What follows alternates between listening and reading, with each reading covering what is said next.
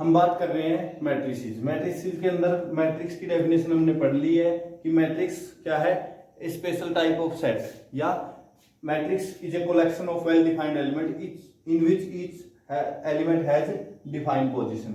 अब type of matrix हम करने जा रहे हैं, तो टाइप ऑफ मैट्रिक्स को समझने से पहले हमने एक्सरसाइज को कंप्लीट करना जरूरी था, जो कि हम कर चुके हैं।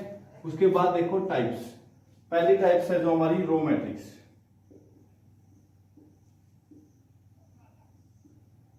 रो मैट्रिक्स कौन सी मैट्रिक्स को बोलेंगे? रो मैट्रिक्स उस मैट्रिक्स को बोलेंगे जिसके अंदर सिर्फ एक रो हो, यानी कि number of row in matrix is 1, या जिसको हम सिंगल रो मैट्रिक्स बोल सकते हैं। एक ही रो होनी चाहिए, रो एक से ज्यादा ना हो। तो देखो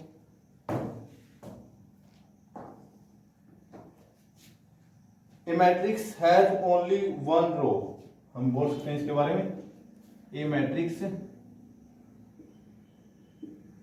हैज ओनली वन रो। जैसे हमने फर्स्ट क्वेश्चन में बताया था कि एक रो की मैट्रिक्स बन जाएगी। जैसे इस मैट्रिक्स है हमारी 1 कॉमन आएगा, 2 5 7 6 8 4, ये एक मैट्रिक्स है।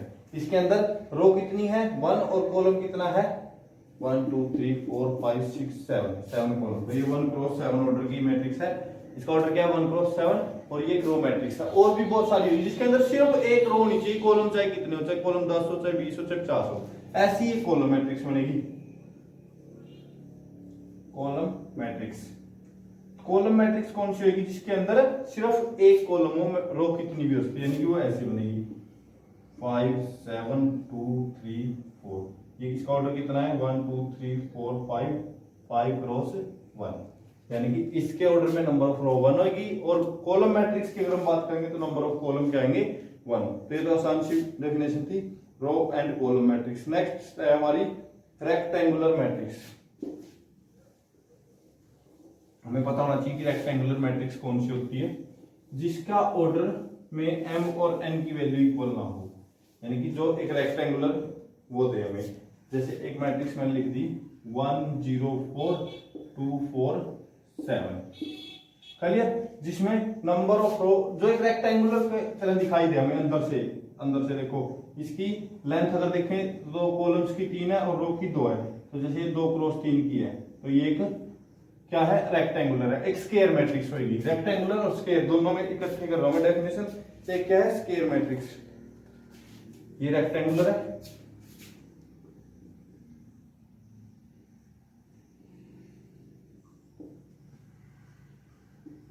और एक होगी square.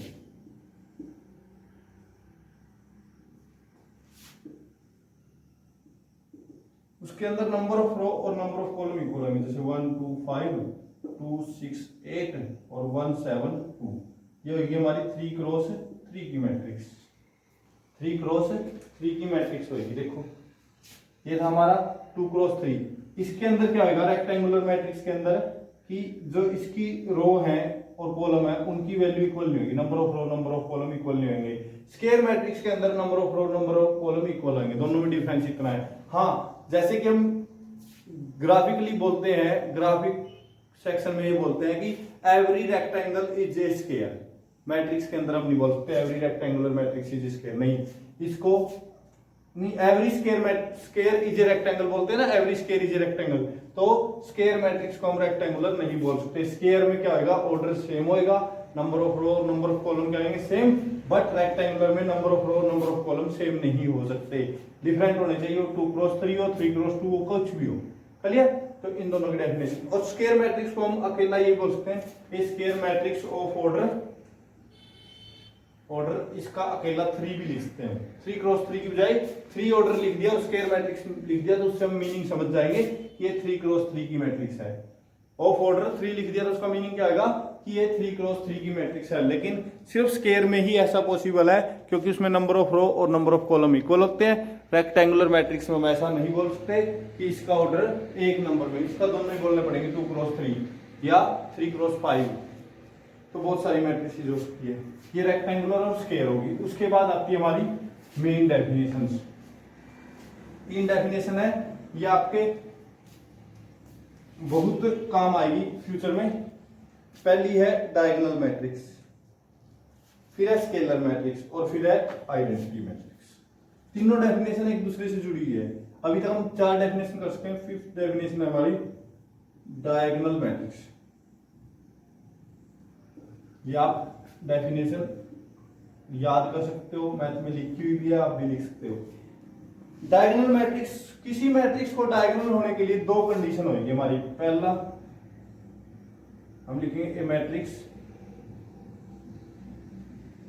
Is called diagonal matrix.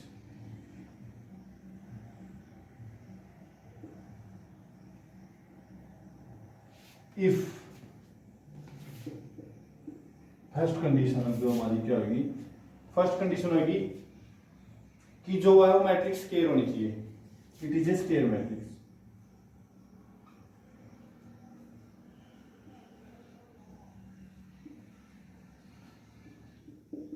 पहली तो डायगोनल मैट्रिक्स होने के लिए क्या होनी चाहिए, स्केयर, यानी कि नंबर ऑफ रो और नंबर ऑफ कॉलम बराबर होना चाहिए। दूसरी कंडीशन होगी each non diagonal element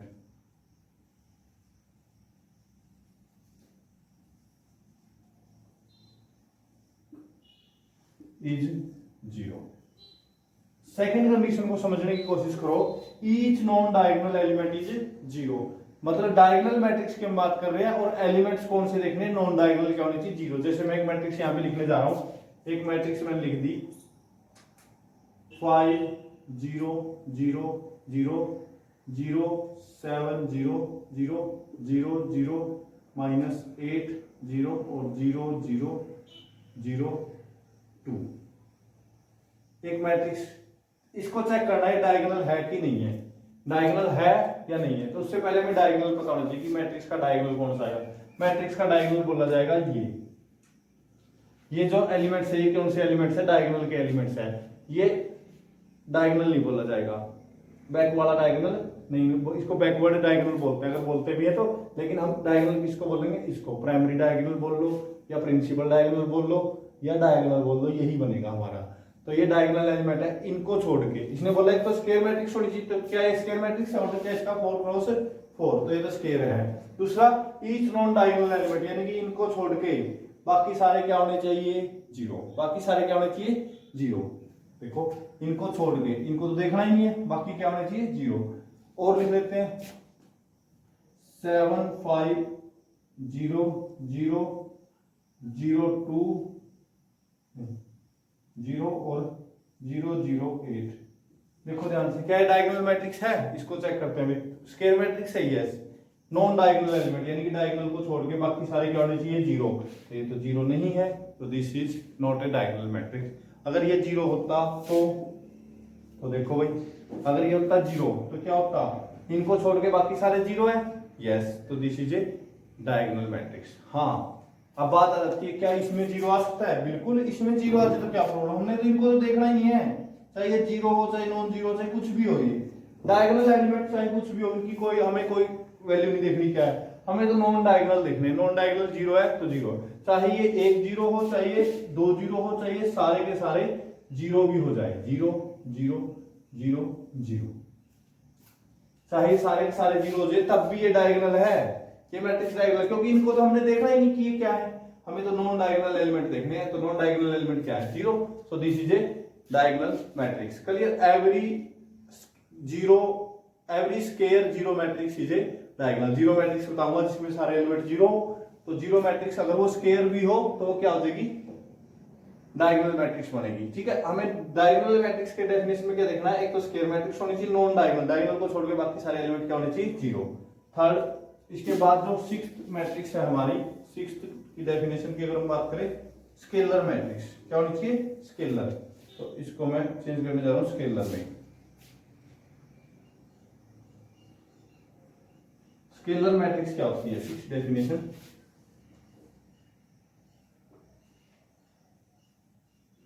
scalar matrix. Scalar matrix वो मैट्रिक्स होगी, 2 कंडीशन तो ये होनी चाहिए कि एवरी स्क्वायर मैट्रिक्स होनी चाहिए और दूसरा नॉन डायगोनल एलिमेंट 0 होनी चाहिए। थर्ड कंडीशन आ जाएगी इसके अंदर, ईच डायगोनल एलिमेंट और इक्वल या सेम बोल सकते हैं। क्लियर? जैसे कि एक मैट्रिक्स बना दी मैंने 2 0 0 0 2 0 0 0 2, 2 भी हो सकता है, 3 भी हो सकता है, 5 भी हो सकता है, लेकिन होना चाहिए सेम। 2 हो चाहे 3 हो चाहे 5 हो चाहे 8 हो, सबके सब सेम होने चाहिए डायगोनल वाले एलिमेंट। डायगोनल देखना इसके अंदर क्या होने चाहिए? सेम। चाहे यहाँ पे आप कुछ भी नंबर रख लो, जैसे कि मान लिया k, बस k की वैल्यू कुछ भी हो सकती है, 1 2 3 4 5 6, कुछ भी रख सकते हो, माइनस में प्लस में भी होने चाहिए, तीनों के तीन सेम। अगर 4 है तो चारों के 4 सेम। ठीक है? हाँ, 0 भी हो सकता है, सेम होने चाहिए, चाहे 0 भी हो, 0 0 0। तो 0 मैट्रिक्स भी क्या है? एक स्केलर मैट्रिक्स, अगर वो स्केलर मैट्रिक्स है तो। चलिए, तो ये अभी हमारी स्केलर। नेक्स्ट है हमारी आइडेंटिटी मैट्रिक्स। इसी की तरह एक मैट्रिक्स है आइडेंटिटी।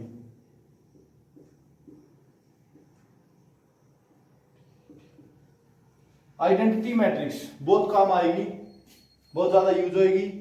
और आइडेंटिटी नाम से ही हमें पता होना चाहिए आइडेंटिटी। मैंने आइडेंटिटी के बारे में क्लास में बहुत बार बताया है। आइडेंटिटी का मीनिंग हमें क्या याद रखना है? आइडेंटिटी का मीनिंग हमें याद रखना है जिससे कोई फर्क ना पड़े।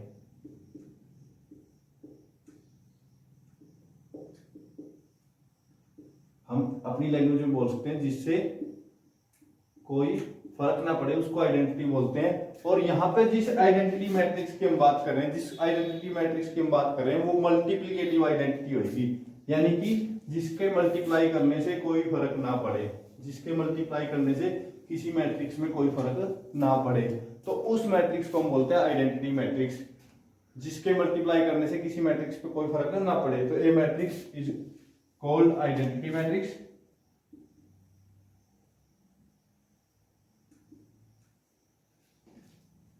If square matrix होनी चाहिए, each non diagonal element 0 होनी चाहिए, and each diagonal elements are unity.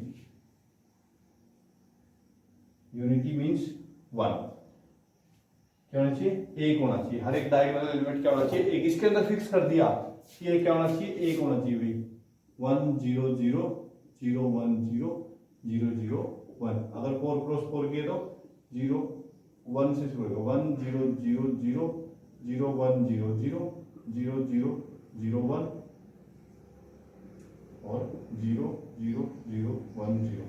तो ये होगी स्केयर मैट्रिक्स होनी चाहिए। ईच नॉन डायगोनल एलिमेंट 0 होने चाहिए और डायगोनल वाले एलिमेंट क्या होने चाहिए? यूनिटी, यानी कि 1 होने चाहिए। तो इसी के साथ आपकी ये most important definition of identity matrix. तो ध्यान से देखो क्या होना चाहिए। मैट्रिक्स को हम आइडेंटिटी कब बोलेंगे? कि स्केयर मैट्रिक्स हो, ईच नॉन डायगोनल एलिमेंट 0 हो, each diagonal element is unity. तो ये मैट्रिक्स जो मल्टीप्लिकेटिव आइडेंटिटी का काम करेगी, ना कि एडिशनल आइडेंटिटी। क्लियर? और आइडेंटिटी ही बोलेंगे तो, लेकिन ये कौन सी है? मल्टीप्लिकेटिव आइडेंटिटी, यानी कि एक ऐसी मैट्रिक्स है जिसको किसी मैट्रिक्स से मल्टीप्लाई कर दो, उस मैट्रिक्स के ऊपर कोई फर्क नहीं पड़ेगा। मल्टीप्लाई करने का मेथड अलग होगा, क्या मेथड होगा वो तो अलग बात है, लेकिन इस मैट्रिक्स को किसी से मल्टीप्लाई कर दो कोई फर्क नहीं पड़ेगा। इसको आइडेंटिटी मैट्रिक्स बोलते हैं और आई से डिनोट करते हैं।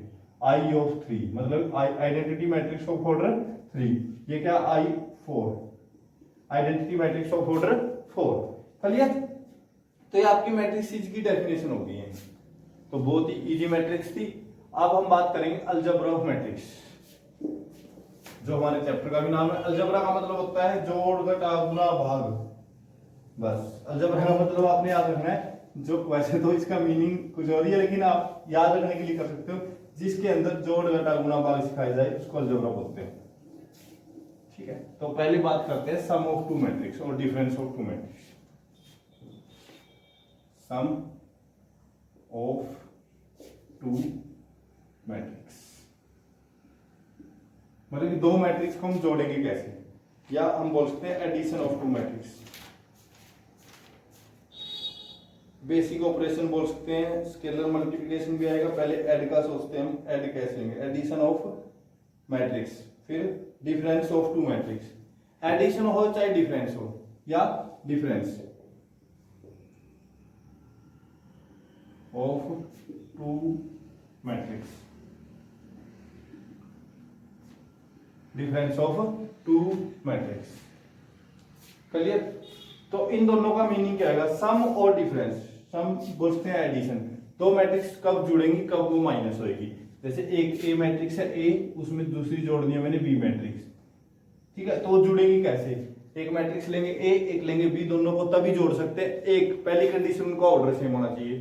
पहली कंडीशन क्या आएगी, उनका ऑर्डर सेम होना चाहिए। जैसे एक मैट्रिक्स को मैं जोड़ रहा हूँ 2 3 5 1 7 6, इसमें दूसरी मैट्रिक्स प्लस कर रहा हूँ 5 -2 6 -3 5 और 8।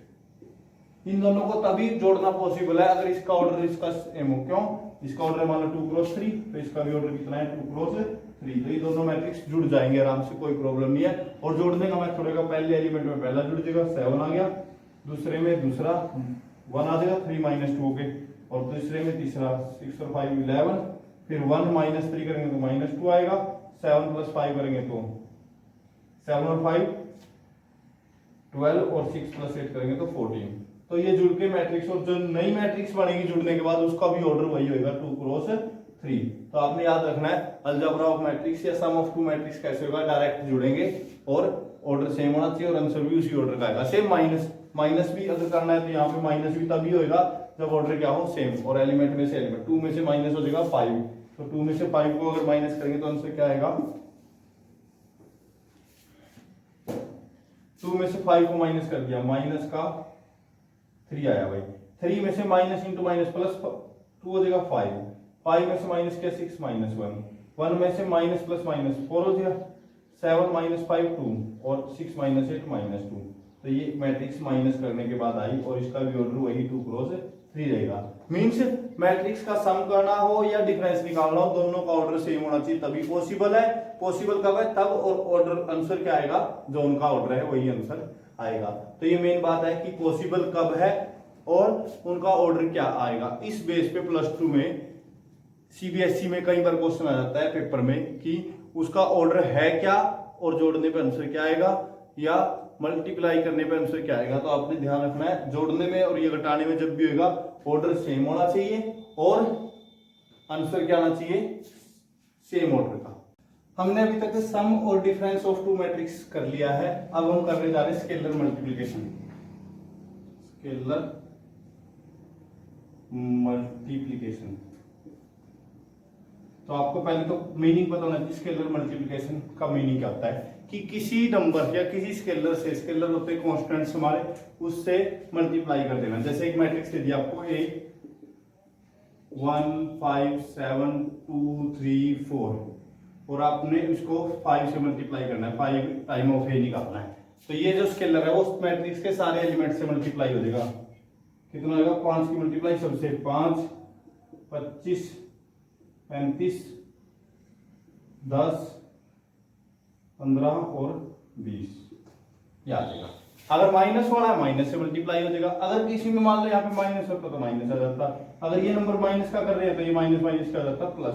तो आपने सिंपल मल्टीप्लाई करनी है। स्केलर मल्टीप्लिकेशन होगा उस मैट्रिक्स के हर एक एलिमेंट को उस नंबर से मल्टीप्लाई कर दो, स्केलर से मल्टीप्लाई कर देता है, तो that is called scalar multiplication of a matrix. Clear. तो ये बहुत आसान सा टॉपिक था। तो देखो sum of two matrix, product of two, मतलब सम, डिफरेंस और स्केलर मल्टीप्लिकेशन के कुछ हम क्वेश्चन करने जा रहे हैं। तो एक्सरसाइज 3.2 कौन करेंगे अभी। एक्सरसाइज 3.2 में किस टाइप के क्वेश्चन है, सम वाले, कि दो मैट्रिक्स को जोड़ना, घटाना, गुणा करनी तो नहीं है, इसमें सिर्फ जोड़ना और घटाना है। तो जैसे फर्स्ट क्वेश्चन है कंप्यूट, फर्स्ट का कोई भी एक पार्ट कर लेते हैं कि दो मैट्रिक्स को जोड़ना। जैसे मैं थर्ड पार्ट करने जा रहा हूं कि cos square x sine square x, sine square x और कोस स्क्वायर एक्स। एक ही मैट्रिक्स है, प्लस करना है दूसरी matrix sine square x cos square x, cos square x और साइन स्क्वायर एक्स। इन दोनों को आपने जोड़ना है। जोड़ देते हैं। दो मैट्रिक्स का ऑर्डर सेम है तो जुड़ेंगे कैसे, दोनों के फर्स्ट एलिमेंट फर्स्ट से, जैसे कि कोस स्क्वायर एक्स का जोड़ किससे होगा, साइन स्क्वायर एक्स से, तो ये एक एलिमेंट आएगा। फिर सेकंड का सेकंड से, साइन स्क्वायर एक्स किस में जुड़ेगा, कोस स्क्वायर एक्स में।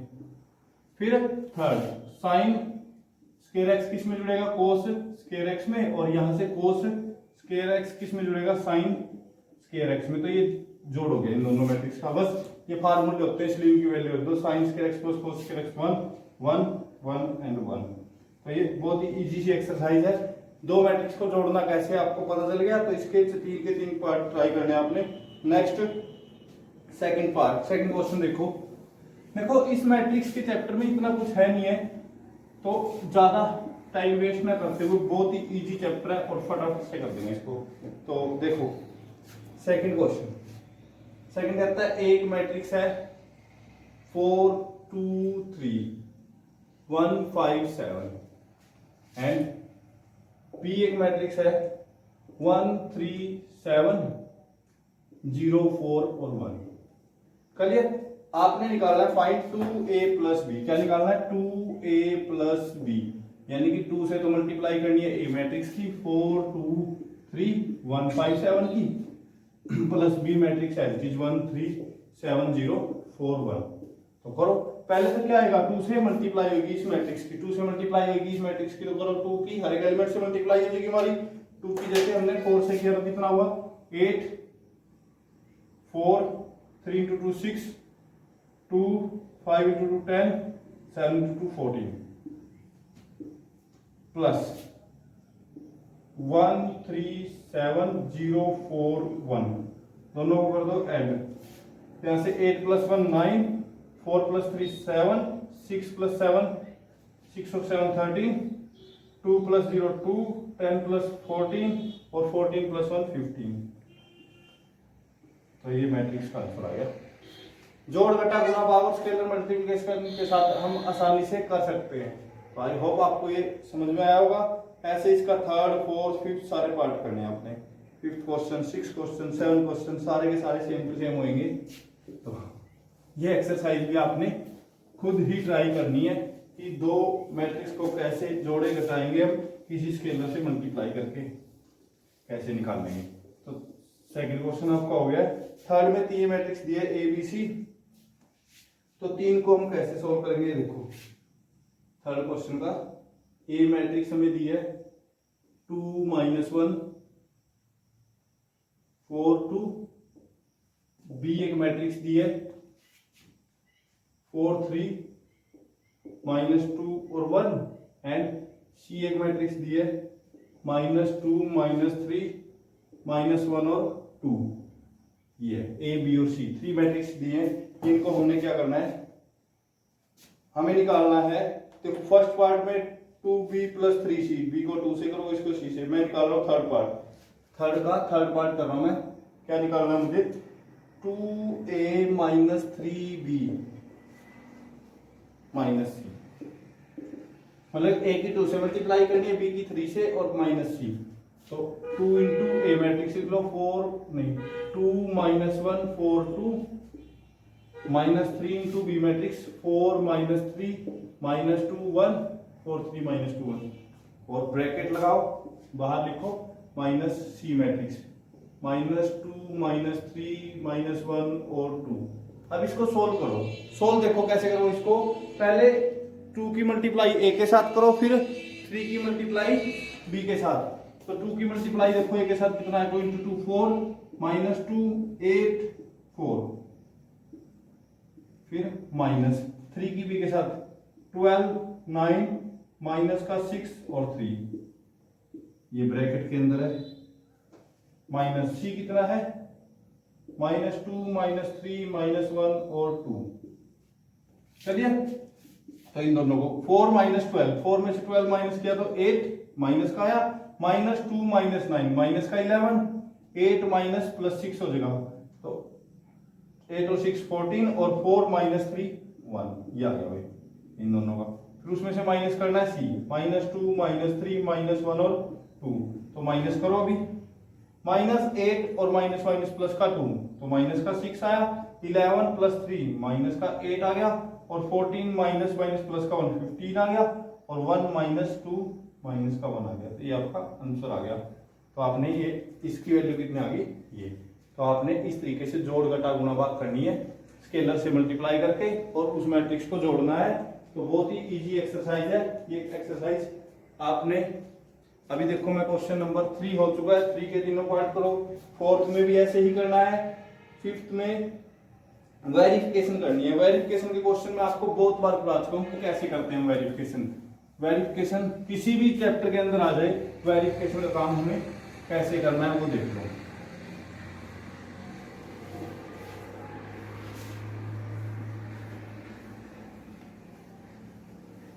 हम चाहे किसी भी चैप्टर के अंदर हो, वेरिफिकेशन का काम कैसे करेंगे।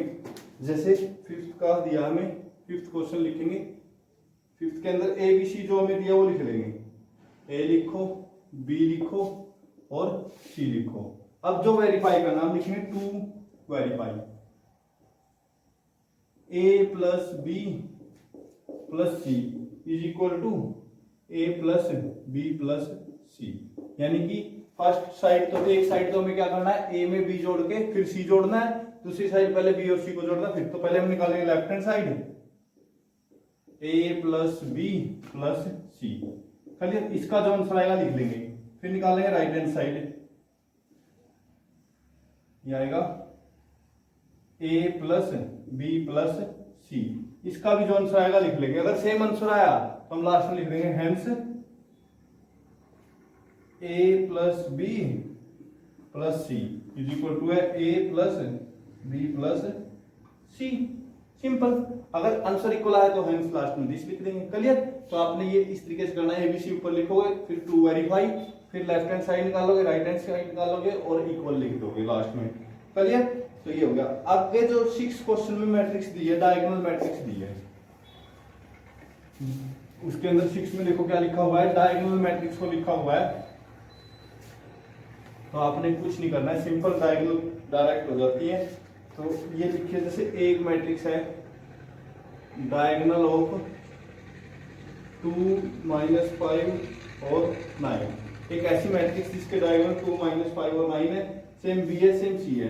तो आप डायरेक्ट जैसे आपने निकालना है 2a, मान लो a + 2b करना है, तो जैसे 2a करोगे तो क्या होगा, डायगोनल है ऐसी चीज और यहाँ पे बस 2 का 4 हो जाएगा, -10 और कितना हो जाएगा 18 डायरेक्ट।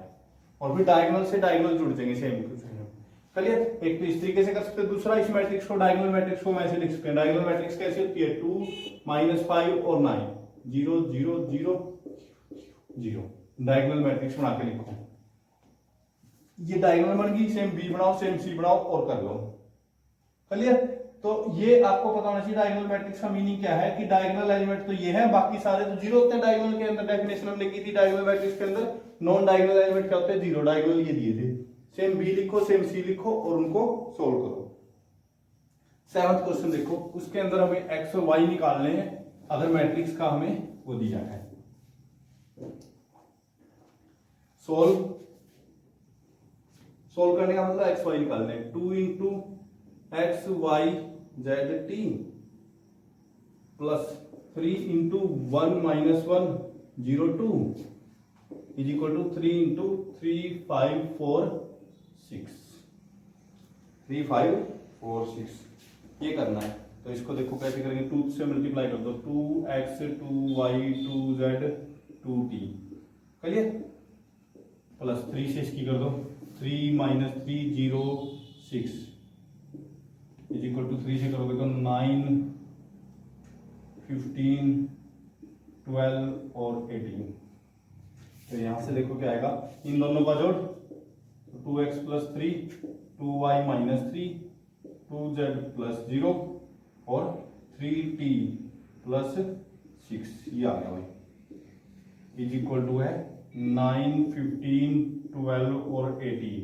देखो यहाँ पे मैं इंप्लाइज का साइन लगा रहा हूँ, तो यहाँ से इंप्लाइज लगाओगे, यानी कि 2x + 3 किसके इक्वल आ गया, 9 के। यहाँ से x की वैल्यू निकालो, फिर 2y - 3 किसके इक्वल आ गया, 15 के, वहां से y की, फिर नीचे 2z = 12 वहां से z की, और 3t + 6 वहां से t की वैल्यू निकल दी लास्ट में, hence x y z and t = this. आपने इनको साफ साफ लिखना है, अलग अलग लिखने चाहिए कि x अलग सॉल्व कर रखा है, y अलग कर रखा है, z अलग कर रखा है और t अलग कर रखा है। तो बहुत आसान सी एक्सरसाइज है, बहुत आसान क्वेश्चन है। सेम नेक्स्ट इनके पार्ट होंगे। 9th क्वेश्चन भी सेम है। 10th क्वेश्चन देखो कैसे निकलेगा।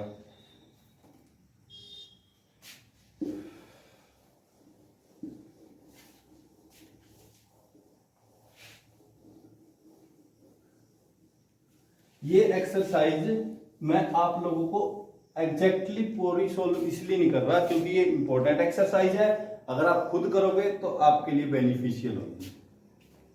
क्लियर?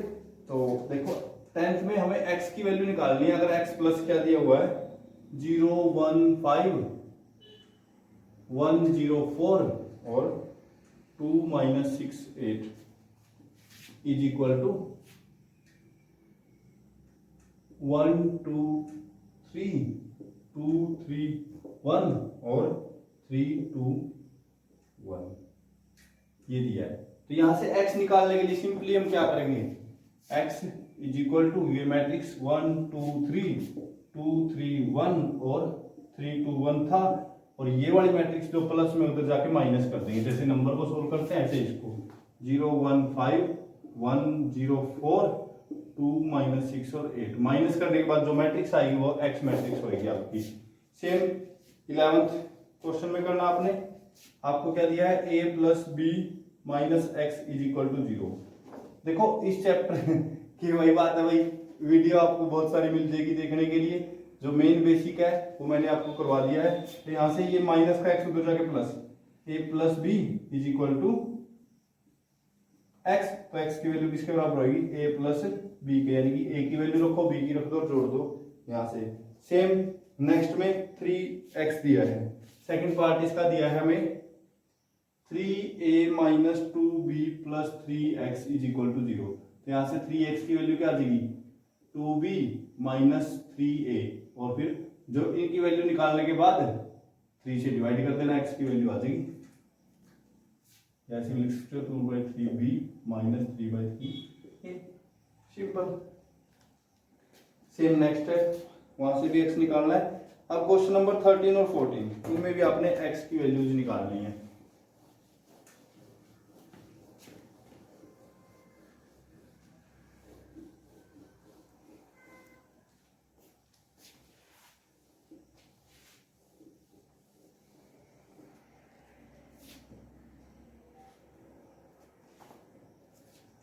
थर्टीन क्वेश्चन देखो, x + y is equal to 7025 और x - y is equal to 3003। इसको कंडीशन नंबर 1 मान लो, इसको कंडीशन नंबर 2 ऐड कर दो। दोनों को ऐड कर दिया, जैसे एलिमिनेशन का मेथड नहीं लगाते थे वैसे लगा लो। इन दोनों को ऐड कर दो, x + x 2x, y से y cancel is equal to दोनों को ऐड कर दो 7 और 3 10 0 2 और 8, दिस इज योर आंसर। 2 से डिवाइड कर दोगे, अब 2 से डिवाइड कर दोगे x is equal to 1/2 into this, 2 से डिवाइड कर दोगे तो क्या आएगा 5 0 1 और 4। ये x आ गया। अब x की वैल्यू एक कंडीशन में रखो, उधर जाके -y की निकल जाएगी। सेम इसका सेकंड पार्ट है। सेकंड पार्ट में भी आपने एलिमिनेशन का मेथड लगाना है, किसी न किसी नंबर से मल्टीप्लाई और डिवाइड करके। तो ये आपकी एक्सरसाइज 3.2 कंप्लीट हो चुकी है। तो बहुत ही इजी एक्सरसाइज, बहुत ही इजी चैप्टर, और आई होप और आप इसको पहले कर भी चुके हो, लेकिन इसके अंदर जो मेन बेसिक बातें थी वो मैंने बताई है, वो आपने ध्यान से सुननी है। बाकी एक्सरसाइज तो आपको ये आती है। Okay, thank you.